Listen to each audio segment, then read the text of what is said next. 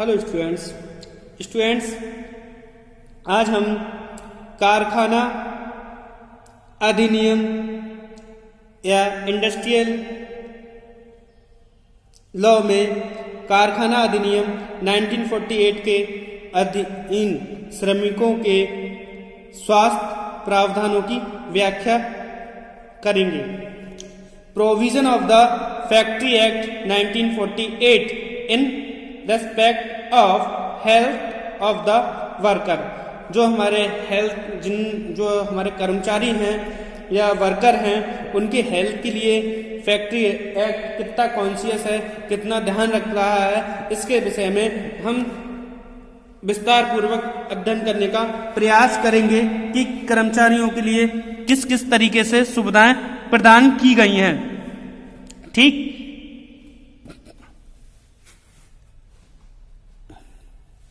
इसमें हम देखेंगे कि एक फैक्ट्री में जो कर्मचारी काम करता है उसको क्या क्या सुविधाएं हैं, उनके प्रावधानों की व्याख्या करेंगे। श्रम उत्पादन का एक सक्रिय एवं महत्वपूर्ण साधन है। मतलब हमें कोई प्रोडक्शन करना है तो उसमें श्रम की व्यवस्था तो होगी ही होगी। ठीक, अतः उसकी कार्यक्षमता को बनाए रखने तथा उसमें वृद्धि के लिए यह आवश्यक है कि उसे कार्य करने के लिए स्वस्थ वातावरण प्रदान किया जाए तथा तभी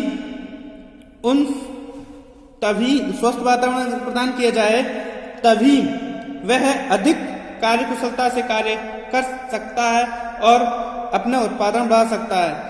आप लोगों को मैंने पहले ही बताया है, जब मैंने फैक्ट्री पढ़ाई थी, फैक्ट्री कौन सी होती है जहां पर 10 व्यक्ति पावर के साथ काम करें, यानी कि बिजली के साथ काम करें तो वह फैक्ट्री है, और वहां पर ये नियम लागू होगा।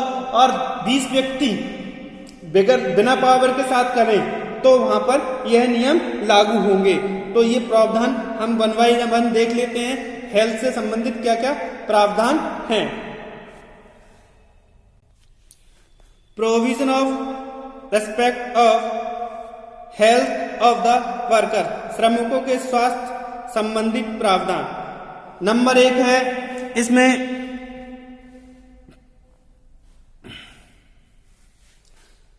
श्रमिकों के स्वास्थ्य संबंधित प्रावधान। नंबर 1,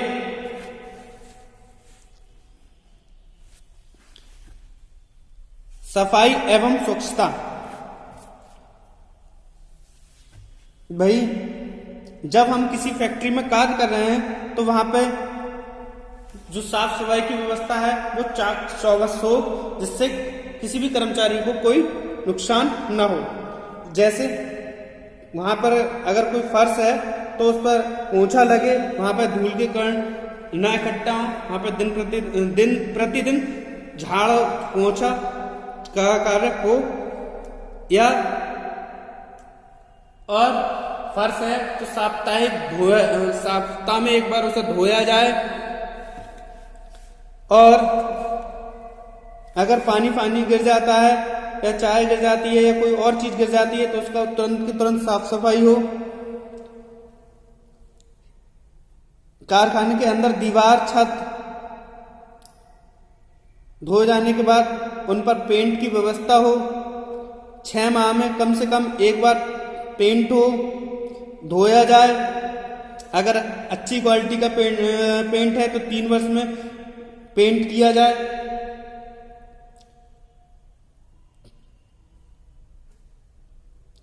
बहुत सारी चीजें हैं। अगर कर्मचारियों को कोई ऐसे स्थान है जहां पर गंदगी बार बार हो रही है तो वहां पर सुबह शाम पोंछा की व्यवस्था हो। ठीक, नेक्स्ट है हमारा व्यर्थ तथा गंदे पदार्थों की निकासी।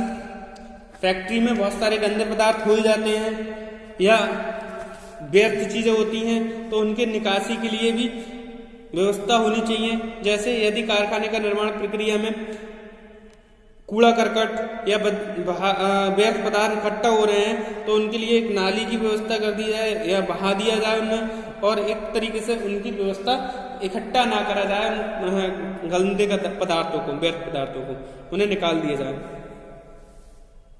नंबर 3, वायु संचालन एवं तापमान। देखिए, व्यक्ति कारखाने के नाम से आदमी डर जाता है कि वायु का संचालन हो रहा है ना हो रहा है, इस चीज का भी बहुत ज्यादा ध्यान रखा जाए।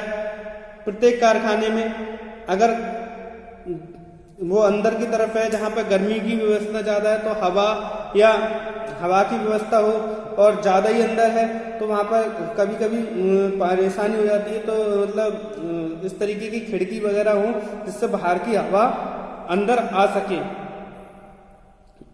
ठीक, तो इन चीजों पर बहुत ध्यान रखा जाए जिससे उसे उमस ऐसा तरीके से मतलब उसे कहा जाए, उसे गंदी फीलिंग ना आए या उसे उमस पैदा ना हो, उसे उल्टी वगैरह की प्रॉब्लम हो जाती है अगर वायु सही ना मिल पाती है, तो उस चीज का बहुत ज्यादा ध्यान रखा जाए। नेक्स्ट, धूल और धुआं। प्रत्येक कारखाने में जहां निर्माण कार्य हो रहा है वहां पर धूल और धुआं होना स्वाभाविक है, तो ध्यान रखें फैक्ट्री एक्ट के अकॉर्डिंग धुओं को इस तरीके से बाहर निकाला जाए जिससे पर्यावरण में भी कम धुआं हो। आप लोग देखते होंगे फैक्ट्री में वो गोल गोल घूमने वाला एक टूल्स लगा होता है जिसमें क्या होता है, जो धुआं होता है वहां पर रुक जाता है, कार्बन रुक जाती है और काफी कार्बन वहां पर ठहर जाती है, उसे बाद को साफ करके कहीं यूज मतलब फेंका जा सकता है। तो इस तरीके की व्यवस्था हो, और जो धुआं या कण है वो किसी कर्मचारी को सीधा इफेक्ट न डाला है, और उनके लिए मास्क की व्यवस्था करी जाए जिससे उनके सीधे श्वसन तंत्र पर उसका कहा जाए तो प्रभाव ना पड़े। नेक्स्ट हमारा कृत्रिम नमी। कृत्रिम नमी मतलब होती है आपकी कहा जाए सेक्शन 15 के अनुसार उन समस्त कारखानों के लिए है जिनमें वायु की नमी से कृत्रिम रूप से वृद्धि हो जाती है। राज्य सरकार निम्नलिखित बातों का ध्यान रखना चाहिए। नमी का स्तर निर्धारित कर दे, अगर इससे ज्यादा नमी हुई तो उसे कारखाने को बंद करना पड़ेगा। सेकंड है, मैं आपको बता दूं इस तरीके से ध्यान रखें, हवा की नमी को कृत्रिम रूप में बढ़ाने के लिए यदि पानी का उपयोग किया जाता है तो ये आवश्यक है कि जल सर्वाधिक पूर्ति अथवा पीने योग्य जल के लिए उस स्थान से किया जाए तथा पानी का उपयोग करने में पूर्व उसे साफ कर लेना अति आवश्यक है। क्लियर? और भी चीजें हैं जैसे काम के कमरों में पर्याप्त वायु संचालन सुनिश्चित हो। अगर उसमें ठंड के मौसम में नमी आ रही है तो उससे सर्दी बढ़ जाएगी, तो इस चीज का भी ध्यान रखना अति आवश्यक है। नेक्स्ट है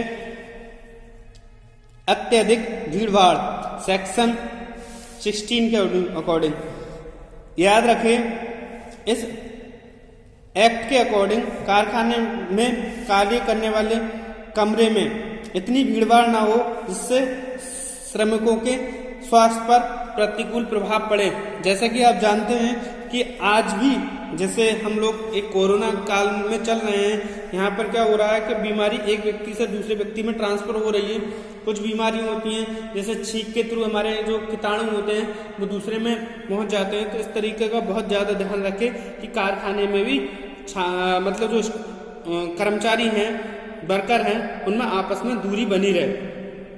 ठीक, कोई भी दूरी डिस्टेंस जो मैंने बताया सर्टिफाइंग डॉक्टर निर्धारित करे, उस चीज में उतनी दूरी होना अति आवश्यक है। नेक्स्ट है प्रकाश।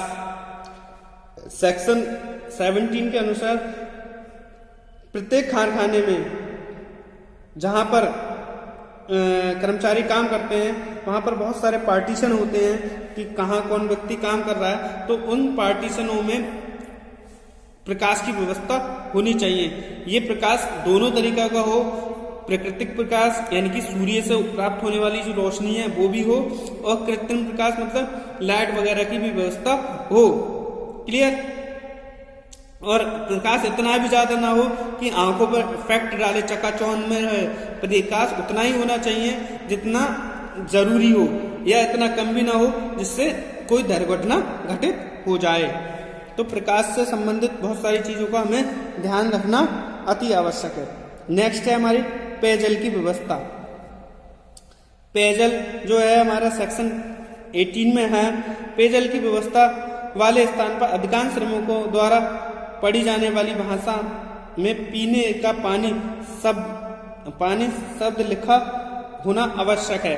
यानी कि मान लीजिए कोई व्यक्ति बाहर से आया है, जैसे मैं एक एग्जांपल देना चाहूंगा, दिल्ली में कोई फैक्ट्री है और वह बंगाल से आया है, तो बंगाल में जो पानी को बोला जाता है जल बोलते हैं, मैंने अधिकतर देखा है, सुना है। तो वहां पर जल लिखा हो, कहीं पर जहाँ पानी है कहीं नीर बोला जाता है तो वहां पर नीर भी लिखा हो, जिस स्थान पर बोला जाए उस हिसाब से वहां पर लिखा होना अति आवश्यक है।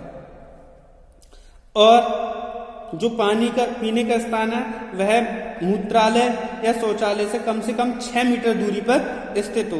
प्रत्येक कारखाने में जहां पर 250 से अधिक कर्मी काम कर रहे हैं वहां पर मौसम के अकॉर्डिंग पानी की व्यवस्था हो, जैसे ठंड में गर्म पानी की व्यवस्था और गर्मी में ठंडे पानी की व्यवस्था और सामान्य पानी भी उपलब्ध हो। शौचालय एवं मूत्रालय का प्रबंध। शौचालय एवं मूत्रालय का प्रबंध जो है सेक्शन 19 के अकॉर्डिंग है। उसमें क्या है ये देखते हैं। उसमें देखा जाता है कि प्रत्येक कारखाने में जहां 250 से ज्यादा श्रमिक काम कर रहे हैं वहां पर शौचालय या मूत्रालय मतलब उचित प्रकार का हो, कह सकते हैं इंग्लिश टॉयलेट भी हो जैसे जो और सादा टॉयलेट भी हो, ठीक। और वहां पर अच्छी व्यवस्था हो, साफ सफाई की अच्छी व्यवस्था हो, बढ़िया टाइल्स वगैरह का व्यवस्था हो, ठीक। नेक्स्ट है थूकने अथवा पीकदान का प्रबंध। अगर फैक्ट्री में कर्मचारी थूकने की व्यवस्था होनी चाहिए। अगर कोई चीज खाने वाला है, गंदी चीज खाने वाला है, वैसे तो किसी भी फैक्ट्री में कोई गंदी चीज खाने की, जैसे गंदी चीज से मतलब है गुटखा है, उनकी अनुमति नहीं होती है। अगर है भी तो उसे थूकदान की व्यवस्था होनी चाहिए। Thank you very much.